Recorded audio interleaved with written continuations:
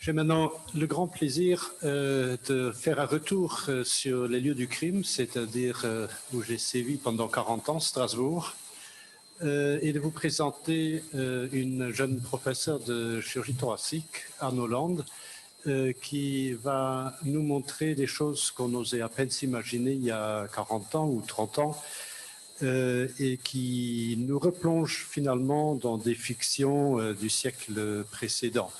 Donc, Anne, à toi l'honneur. Bonjour monsieur, bonjour monsieur le président, chers collègues. Je pense que je dois partager mon écran pour la présentation. Oui, vous nous entendez? Oui.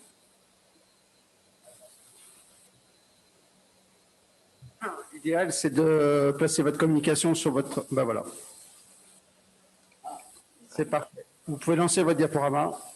Ok. Je vous remercie. Voilà. Je vous remercie beaucoup de m'avoir invité pour faire cette présentation sur en fait une technologie qui est assez particulière, qui appartient peut-être à une niche, mais qui en elle-même est assez impressionnante et porteuse pour l'avenir. Et on m'a demandé d'organiser et d'illustrer l'un par l'autre ou l'autre par le premier avec le Frankenstein de Marie Shelley. Donc, Anne Hollande, je suis professeure de chirurgie thoracique. Je sévis à Strasbourg dans le service de Monsieur Falcoz. Et donc, je vais vous parler de perfusion pulmonaire ex vivo. Alors, je n'ai pas de conflit d'intérêt. On avait participé à l'époque à l'étude Inspire qui a été promue par l'industriel Transmedix sur les appareils de type OCS, Organ Care System pour le poumon. Il n'y avait pas de contrat personnel ou de contrat d'équipe dans ce contexte. Alors, pour revenir à Marie Shelley, replacer un petit peu le contexte, elle part en voyage avec un groupe d'amis en 1816 en Suisse, dans les abords de Genève. Et par une nuit de tempête sans sommeil, Lord Byron, qui fait partie du groupe d'amis, lance une petite compétition entre les différents amis qui sont des lettrés. Et la compétition porte sur la nécessité de créer une histoire horrifique. C'est l'époque des romans gothiques. Et naîtra peu à peu dans l'imaginaire de Marie Shelley l'histoire de Frankenstein, qui sera publiée en 1818. Alors pour ceux qui l'ont lu, c'est un roman épistolaire. Frankenstein n'est absolument pas le nom du monstre, contrairement au souvenir qu'on se fait du film des années 40, mais c'est le nom du médecin et du scientifique qui va créer le monstre.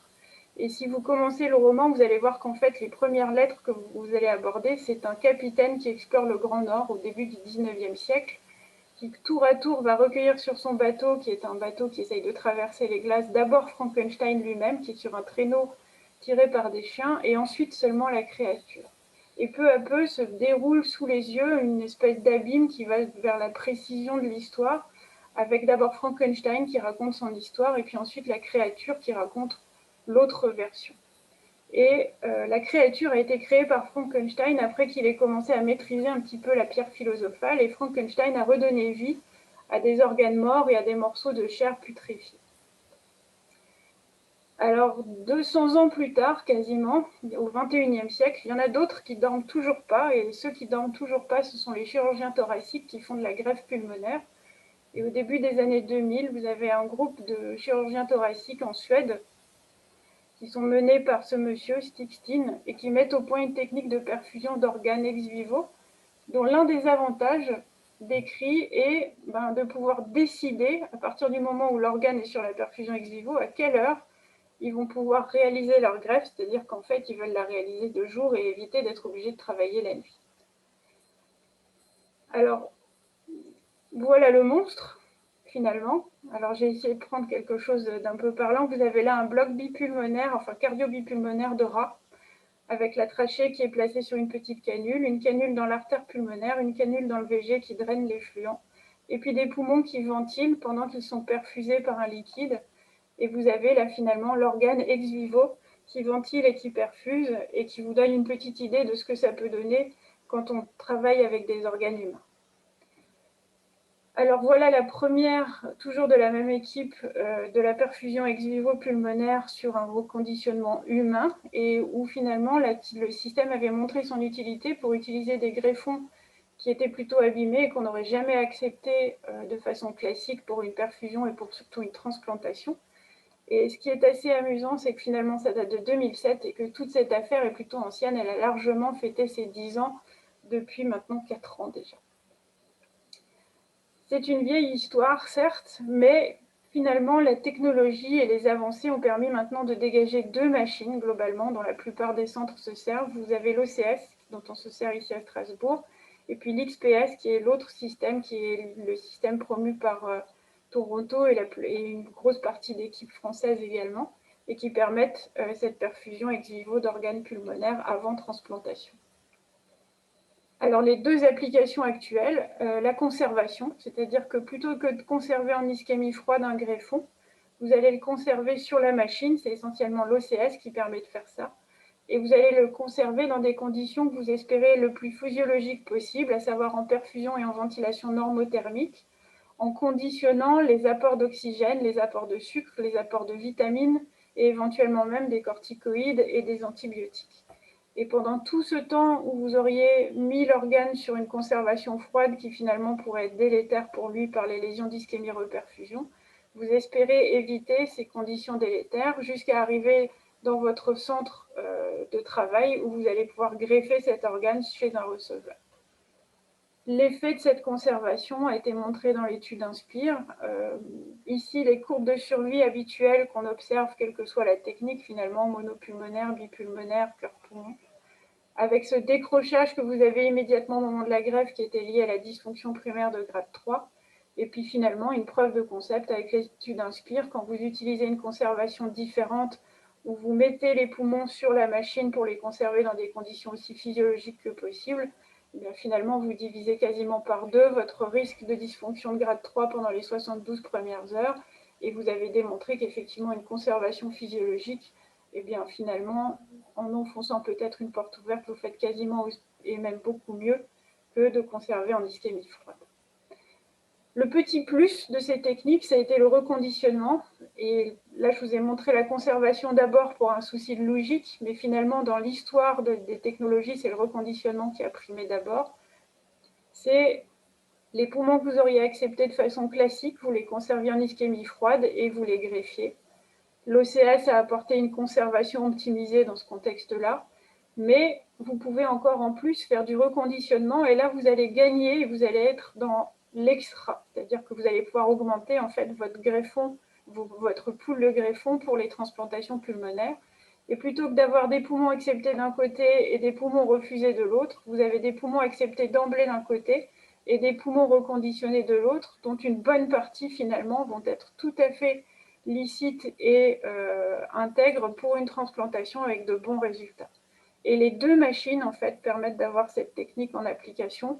Le reconditionnement se faisant après une conservation en ischémie froide, vous rentrez chez vous, vous mettez les poumons sur la machine, perfusion physiologique, ventilation physiologique. Là, à nouveau, vous contrôlez tout ce qui rentre dans l'arbre bronchique, tout ce qui rentre et qui sort sur les affluents et les effluents de perfusion de votre organe. Et puis finalement, par des manipulations mécaniques de pression osmotique, par des toilettes bronchiques, par des médicaments que vous donnez pendant le reconditionnement, un poumon que normalement vous auriez refusé, mais finalement vous le transplantez et vous augmentez votre pool de greffons et le nombre de greffes que vous effectuez. Les résultats, ça c'était les premières études qui avaient été publiées, c'était le groupe de Toronto, donc vous voyez publié dans le New England, finalement en 2011, donc c'est comme je vous disais une vieille histoire. Et puis cette même démonstration un petit peu du nombre de dysfonctions primaires de grade 3 dans les 72 premières heures après la transplantation qui était quasiment divisé par 2, même s'il n'y avait pas de significativité, c'était quand même quelque chose qui était resté dans l'optique et l'un des objectifs aussi d'étude de ces techniques. Ici, vous avez la première publication de l'expérience française de l'utilisation de la perfusion ex vivo pour le reconditionnement, essentiellement publiée par le groupe de Foch et par le groupe de Marine Lalonde. Et vous voyez là aussi que finalement, quand vous cumulez les chiffres que vous observez ici entre la comparaison entre la technique VLP et la technique en ischémie froide, et bien, si vous cumulez les chiffres, on va s'apercevoir qu'on a beaucoup moins de dysfonction de greffon en post-opératoire, même s'il n'y a pas de différence significative, que lorsqu'on utilisait une conservation en ischémie froide. Et puis le temps passant et les mentalités se transformant, Et puis, la technologie étant à disposition, eh bien, si l'on peut utiliser des greffons qu'on aurait refusés pour du reconditionnement, pourquoi pas aussi, à partir des modèles expérimentaux qui montraient que c'était tout à fait possible, utiliser les deux machines pour évaluer les poumons lorsqu'on les prélève sur un donneur à cœur arrêté de type Maastricht 3. Et vous voyez que là aussi, le groupe de Toronto avait publié les premières expériences à l'usage finalement en utilisant les deux machines. Aucune différence de survie, des résultats qui sont tout à fait bons après la transplantation, et donc encore un petit pool de greffons en plus qui a pu s'ajouter et un nombre de greffes pulmonaires par an qui a augmenté grâce à ces techniques. Donc un petit point d'étape, finalement, le monstre, l'organe perfusé auquel on rend vie sur une machine en essayant de lui donner une perfusion et une ventilation physiologique. Finalement, c'est une technique qui existe, qui a largement fêté ses 10 ans, bientôt ses 15, que l'on maîtrise. On a augmenté le pool de greffons aussi bien par le reconditionnement que par l'utilisation des greffons qui sont issus des donneurs de type Maastricht 3. Et puis, on a peut-être quand même un effet sur la dysfonction de grade 3, et puis aussi peut-être à terme sur la dysfonction chronique de greffons. C'est des choses qui doivent être suivies encore. Et puis, pour continuer ces études-là, on a les modèles expérimentaux. Alors, les modèles expérimentaux, vous verrez aussi un peu plus tard pourquoi j'essaye de vous parler de ça. Finalement, ce monstre-là est maîtrisé, il est là, on l'utilise, commence à comprendre certaines de ses clés de fonctionnement. Et si vous avez lu Frankenstein, vous savez qu'à un moment donné, le monstre s'est senti un peu seul et il a demandé à son créateur de lui donner une compagne. Alors, quelle serait cette nouvelle créature au-delà du pool de greffons et d'une conservation qui serait optimisée par les machines en perfusion et en ventilation physiologique? Finalement, ce serait de créer un greffon ou de modifier un greffon en considérant la machine ou la technologie machine comme un incubateur plus que comme juste un outil de conservation. Alors, la limite est très ténue entre est-on en train de faire une action pharmacologique, comme on a pu le faire jusqu'à maintenant sur les reconditionnements, c'est-à-dire simplement des effets mécaniques de perfusion hyperosmotique ou de toilette bronchique, ou est-ce qu'on commence à s'intéresser à la modification ou à la conservation de la biologie cellulaire elle-même? Ici, vous avez une étude qui avait été publiée sur l'utilisation de la cyclosporine, pas vraiment pour ses effets immunosuppresseurs de façon à préparer la greffe ultérieure, mais bien pour ses effets de conservation et de préservation du métabolisme mitochondrial. Ici, vous avez un peu plus loin encore l'utilisation de cellules souches dans des modèles ex vivo de perfusion pulmonaire chez le cochon, en se disant que les cellules souches, elles, allaient probablement avoir un effet immunorégulateur. Ça, c'était pour le poumon sur un modèle expérimental. Et puis, à partir de ces études, ce qui devient intéressant ici, c'est que finalement, cette modulation par des cellules souches dont on connaît les propriétés immunorégulatrices, pourquoi est-ce que dans les modèles ex vivo, on ne pourrait pas les utiliser pour tous les greffons? Vous voyez que d'ici, de poumon, on est passé à greffon. Et ce qui est intéressant, c'est que Philippe Brega est un chirurgien cardiaque, Jacques Pirenne est un chirurgien urologique qui greffe des reins, Monsieur Van Remdonk greffe des poumons. Ce personnage, qui est un vieil ami, est un anesthésiste qui participe à la coordination de transplantation au centre de Louvain. Et finalement, la perfusion machine pourrait tout à fait permettre de reconditionner n'importe quel organe et de commencer à modifier sa réaction immunitaire dès le départ et pendant sa perfusion. Et puis finalement, de l'immunomodulation et de l'action pharmacologique par le biais d'une cellule souche, on arrive à des choses encore plus poussées où on commence à modifier le greffon lui-même, et là c'est directement de la thérapie génique, avec le groupe de Toronto qui avait commencé à étudier les modalités par lesquelles, pendant une perfusion ex vivo, un gène avec des propriétés rétrovirales finalement, c'est-à-dire intégrer le génome et l'ARN du virus dans les cellules du greffon pour commencer à modifier l'expression de l'interleukine 10, qui est une interleukine régulatrice.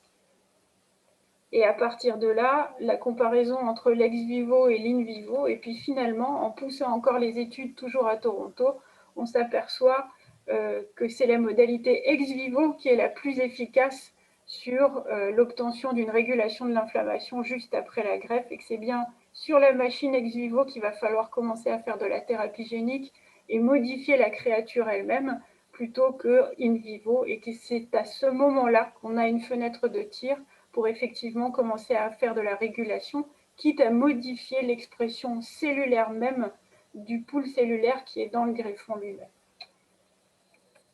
Alors malheureusement, on ne connaîtra pas pour le moment la suite, on n'est pas encore passé à l'humain, et dans les romans de Mary Shelley, Frankenstein avait finalement fini par commencer à créer une compagne à sa créature pour ensuite la détruire, parce qu'il craignait, ayant un couple, de créer une nouvelle lignée d'êtres monstrueux. Et à partir de là, Frankenstein décide que non seulement il détruira la compagne de sa créature qu'il avait commencé à créer, mais il décide aussi de poursuivre sa créature même pour la détruire également, et commence alors une course pour essayer de maîtriser ou du moins capturer le monstre. Alors, à l'heure actuelle, perfusion et ventilation ex vivo, on arrive à faire du reconditionnement et de l'évaluation sur des greffons M3. On commence à avoir certaines techniques pour moduler l'organe. On commence à avoir une vision sur la dysfonction primaire de greffon dont je vous ai parlé tout à l'heure, mais sur l'effet qu'on aurait sur la dysfonction primaire de greffon, on n'est pas tous d'accord entre les différentes machines et on n'a pas encore tout à fait compris la clé du fonctionnement pour éviter cette dysfonction et baisser son taux de survenue à 0% après la transplantation. Donc ce qu'on est tous en train de chercher sur les machines de perfusion ex vivo, c'est comment prolonger la conservation. Comment arriver à un moment où finalement on pourrait laisser quasiment l'organe un temps indéfini sur la machine et plutôt que d'avoir un receveur qui attend un organe, avoir des organes qui attendent des receveurs et passer sur ce que les anglo-saxons appellent le hub, qui finalement seraient des centres de perfusion des différents organes, et on séparerait alors complètement les activités de prélèvement et de transplantation. Alors effectivement, c'est l'un des objectifs qui pourrait être atteint. Je vous montre ici des données cliniques qui n'ont pas été publiées, mais qui sont issues du centre de Strasbourg, où on avait utilisé la machine OCS pour perfuser des organes en attendant d'avoir un timing qui nous permette de faire la greffe. Et vous voyez qu'en fait, on a pu avoir des conservations d'organes qui sont allées jusqu'à plus de 12 heures de conservation. Donc finalement, c'est un objectif qui serait tout à fait atteignable. Ça n'est pas quelque chose de si horrifique que ça, de s'imaginer qu'un greffon pourrait rester encore plus longtemps sur une machine, pourvu qu'on maîtrise la technologie encore un petit peu plus, et qu'on arrive à cette situation, c'est-à-dire de séparer le prélèvement de la transplantation, d'avoir des organes qui attendent des receveurs et pas des receveurs qui attendent des organes, en ayant des centres qui, en fonction des organes disponibles, partent les prélever, les ramènent dans le centre, les placent sur une machine, pendant lesquelles ils vont être conservés jusqu'à ce qu'un receveur, à un moment donné, ait besoin de cet organe. Et ce serait simplement par le biais de la maîtrise de la technique de l'ex vivo jusqu'à maîtriser un temps quasiment indéfini sur machine. Alors le dernier abîme dans Frankenstein, dans le roman de Mary Shelley, finalement, c'est ce premier narrateur qui est neutre et qui recueille le scientifique puis la créature, parce qu'il y a quelque chose de bien particulier avec cet explorateur, c'est qu'il explore le Grand Nord, il est en train d'essayer de traverser le pôle Nord. Ça se passe au XIXe siècle, et finalement, si on se replace dans le contexte de l'écriture de Mary Shelley tout au début du XIXe siècle, en 1816, lorsque Lord Byron avait lancé cette petite compétition au sein du groupe d'amis, les pôles, le pôle Nord, le pôle Sud, ce sont les dernières frontières à franchir. Amundsen, qui a traversé le pôle Nord pour le premier, l'a traversé en 1905. Nous sommes 100 ans en arrière. Et les pôles sont bien les dernières frontières avant même de parler de Kennedy et de l'exploration de la Lune. Alors, quelle est la dernière frontière pour la machine ex vivo pulmonaire? J'en reviens là maintenant aux modèles expérimentaux, parce que finalement, le développement de la perfusion pulmonaire ex vivo tel qu'on l'a cloné en clinique actuelle a été développé à partir de modèles expérimentaux qui ont été développés au milieu des années 90, et dont l'objectif n'était pas forcément la conservation ou le reconditionnement pulmonaire, mais bien l'étude de la physiologie pulmonaire et aussi l'étude des différentes méthodologies de traitement du cancer pulmonaire. Alors, quelques petits apartés pour vous montrer la dernière frontière de l'ex vivo. Ici, vous avez le traitement d'une pneumonie pulmonaire sur un poumon explanté par des microvésicules de cellules souches. Et ici, vous avez des hypothèses de possibilité d'explantation de poumons, de traitement du poumon et du cancer du poumon d'un patient sur la machine ex vivo pour vraiment avoir un traitement qui est ciblé, puis la réimplantation qui a été évoquée par l'équipe de Hanovre dans le patient de façon, une fois que le poumon est traité et débarrassé de la maladie oncologique. Et puis l'autre dernière frontière, vous l'avez ici, c'est la décellularisation des matrices, puis la recellularisation, qui en fait ouvre un champ de traitement infini. On pourrait très bien imaginer, et c'est ce qui avait été dans un premier temps imaginé dans ce concept-ci, parce que ça c'est un poumon humain, recueillir des poumons quels qu'ils soient, quelles que soient les cellules qu'ils portent, sur quasiment un nombre indéfini de cadavres, les décellulariser et les placer dans une machine ex vivo que l'on considérerait là aussi comme un incubateur, et puis ensuite, dans un second temps, les recellulariser avec des cellules souches issues d'un patient qui aurait dramatiquement besoin d'un poumon sain. Ça avait été fait avec des poumons qui étaient maintenus quelques mois dans des incubateurs, et je parle ici de poumons humains. Malheureusement, on n'a plus de nouvelles de ces études qui avaient été menées à Harvard. Et l'autre possibilité avec ce champ de décellularisation et de recellularisation, finalement, ce serait de décellulariser un poumon, trier les cellules, faire le tri en fonction des marqueurs de surface entre les cellules saines et des cellules cancéreuses, et recellulariser une matrice avec des cellules saines pour finalement réimplanter un organe sain chez un patient.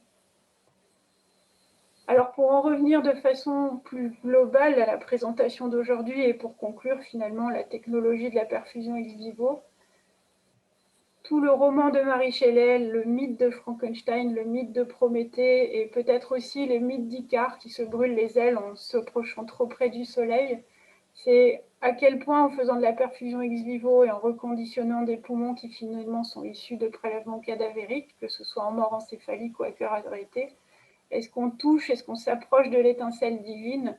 Est-ce qu'il y a des choses que nous n'avons pas le droit de faire? Est-ce qu'il y a des choses où nous sommes déjà allés trop loin? Ou peut-être est-ce qu'il y a des choses auxquelles nous avons et il faut que nous allions toucher? Ce que nous maîtrisons et qui fonctionne à l'heure actuelle, c'est bien évidemment le reconditionnement et l'évaluation des poumons de type M3. Je vous ai montré que ça a largement fêté son 10e anniversaire. On a augmenté le pool de greffons, on a offert la transplantation pulmonaire à des gens qui en avaient dramatiquement besoin. Mais on est encore dans une situation où la transplantation d'un receveur qui est sur liste d'attente dépend de l'offre de greffons. Ce qui serait à portée de main et que l'on commence à toucher du bout du doigt, c'est peut-être l'étincelle divine, c'est-à-dire prolonger la conservation et avoir des organes qui sont sur des machines de perfusion de façon quasiment indéfinie, sur lesquels on peut agir, y compris en faisant de la thérapie génique, pour moduler leur expression antigénique, moduler leur expression et leur réaction immunitaire, et avoir un pool de greffons qui, quasiment en continu, serait prêt à l'usage pour transplanter quelqu'un dès qu'il en a besoin, plutôt que cette personne attende sur liste. Et le vol du feu divin serait peut-être alors d'arriver jusqu'à la technologie de la recellularisation d'une matrice. Ça, seul l'avenir nous le dira. Mais pour finir le poème d'Horace qui faisait partie de l'appel de communication d'aujourd'hui, il ne faut pas chercher trop à connaître l'avenir, les dieux nous l'interdisent, mais profiter du jour présent et des techniques que nous maîtrisons et ne pas trop faire de paris sur les jours qui vous attendent. Je vous remercie.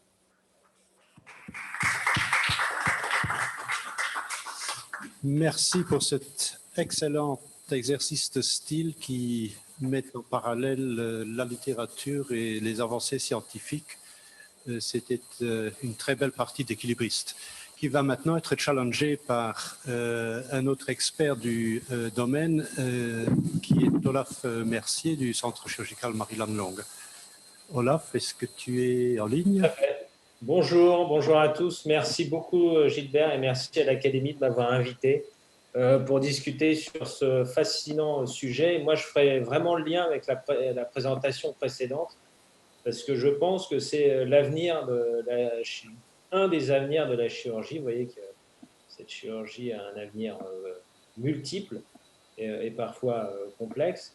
Mais je pense que le futur chirurgien aura à maîtriser ces techniques de perfusion et à les intégrer dans le traitement du malade.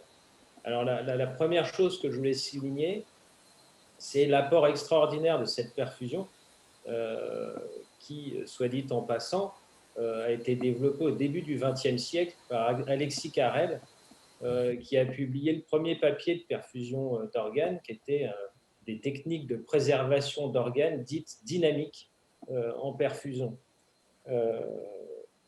Chez nous, elle est arrivée, elle a été utilisée en clinique, c'est ça, dans les années 2010.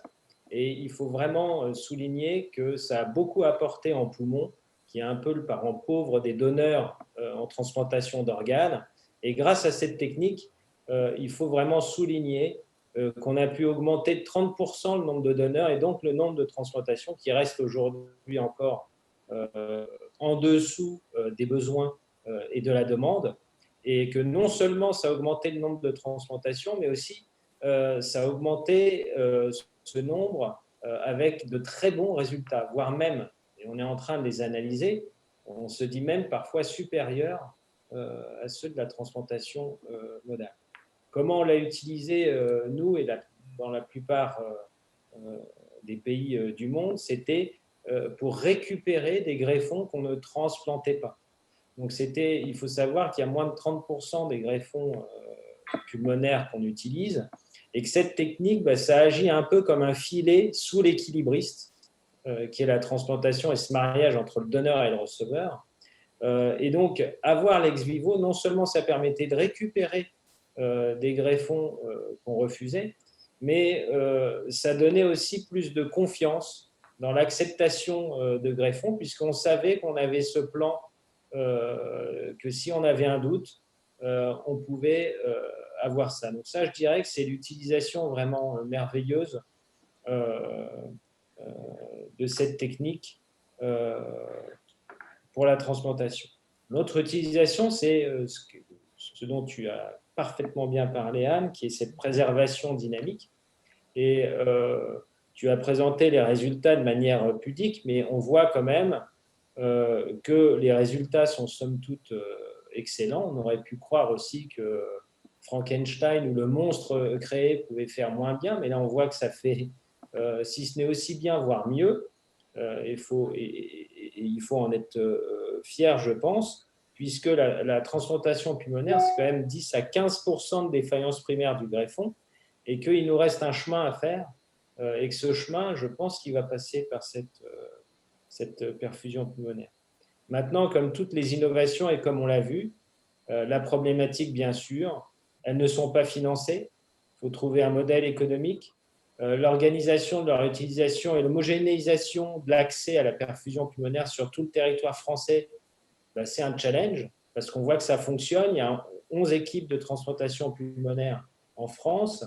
Il faut voir si toutes ces techniques, par la formation de tous les chirurgiens qui ont cette activité de transplantation, des jeunes, je tiens à souligner l'action extraordinaire de l'École française de prélèvement multi-organes, qui chaque année forme nos plus jeunes au prélèvement d'organes et qu'il faudrait certainement, je pense, former à la perfusion pulmonaire, mais pas que, puisque peut-être que tu aurais pu dire dans les femmes de Frankenstein ou les épouses, il y a quand même aussi les autres organes qui se font perfuser, reins, foie et cœur.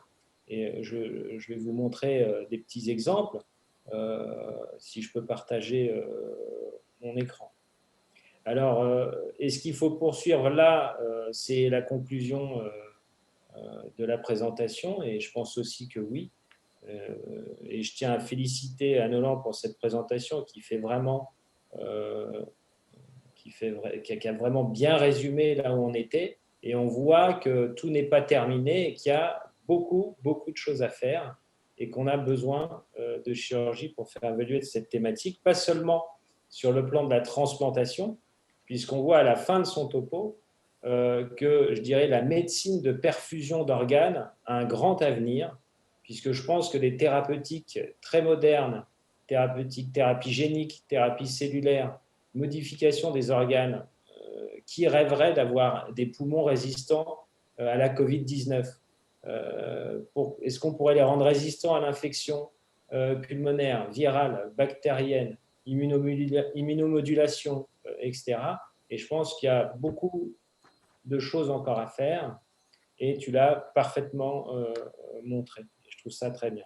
Donc, je vais clôturer ma petite séance de discussion en vous partageant juste 2 vidéos. Et puis, je laisserai bien sûr la présentation à discussion.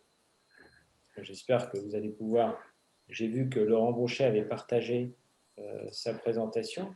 Alors, je vais partager mes 2 diapos. Voilà. J'espère que vous allez pouvoir les voir tranquillement. La première, c'est une vidéo de perfusion pulmonaire ex vivo. Voilà. Donc, je vous mets en route parce qu'il faut savoir à quoi ça ressemble. Et donc, je dirais, des grands bénéfices de cette technique, c'est qu'effectivement, c'est un organe isolé. Donc, vous comprenez bien que cet organe isolé, on peut le traiter avec absolument toutes les thérapeutiques disponibles, thérapie génique, thérapie cellulaire. C'est un organe isolé. Donc, c'est une fabuleuse plateforme à l'élaboration et à la réparation et à l'amélioration des organes en vue de leur remplacement. Alors, ça, c'était un exemple pour dire qu'il n'y avait pas que le poumon, effectivement. Donc là, je vous présente un cœur, puisqu'à Maryland Long, on s'occupe plus spécifiquement du thorax, mais peut-être que Anne aussi a l'expérience locale de son hôpital général avec la même chose en cœur ou en foie, et vous pouvez tout à fait imaginer des récupérations, des modifications cardiaques avant sa réimplantation.